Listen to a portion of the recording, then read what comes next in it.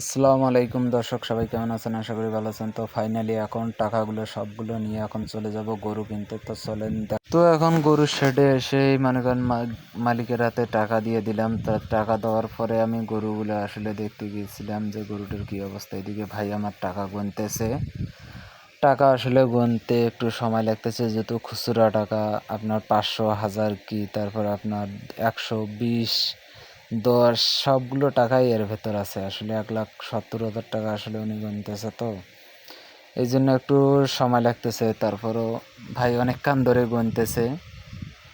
আসলে গোনার পরেই তারপরও মিলাইতে পারতেছে না, বারবার এক বান্ডিল গুনতেছে, বারবার এক বান্ডিল টাকা আসলে গুনতেছে।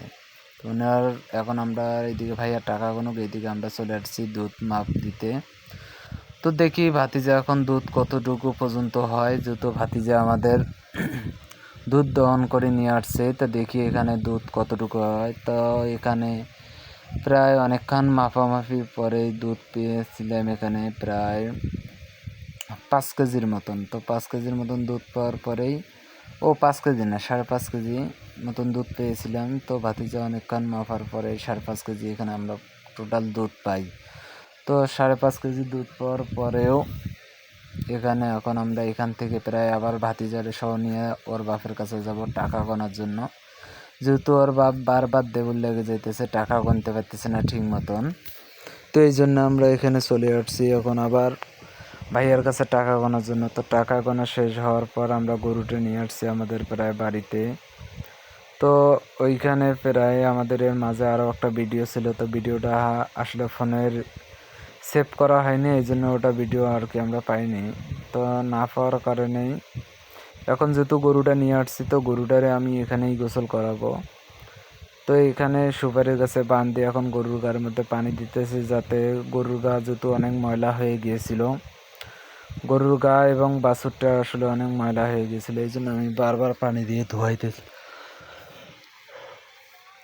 আসলে ভালো মতন যদি এগুলো মনে করেন বাইরে থেকে গরু নিয়ে আসার পর যদি ভালো মতন যদি গোসল না করান, তাইলে আপনার রোগ বালাই আপনার ফার্মের মধ্যেও ঢুকতে পারে এবং অন্য গরুরও এটা আক্রমণ করতে পারে। এই জন্য সবসময় সাবধানের সহিত সবসময় আপনার গোসল টোসল করাই, সুন্দর মতন পরিষ্কার পরিচ্ছন্নতা করেই আপনার গরুর শেডের মধ্যে ঢুকানো উচিত। এই জন্য আপনারা সবসময় চেষ্টা করবেন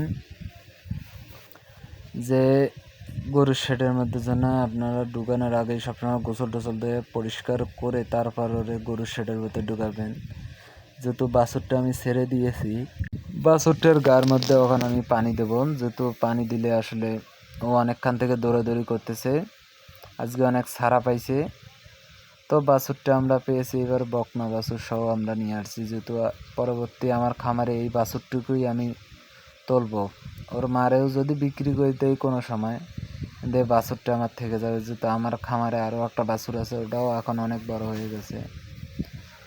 তো আমার ওই গরুর প্রায় এখন ঘরে প্রায় বীজ দেওয়া হয়েছে প্রায় 1 মাসের মতন। তো এটারে এখন ঘরে উঠাবো, যেহেতু এটা এখনও বীজ দেওয়া নেই, ও আসলে বিক্রি করবে, তো এই জন্য। তো সবাই ভালো থাকবেন।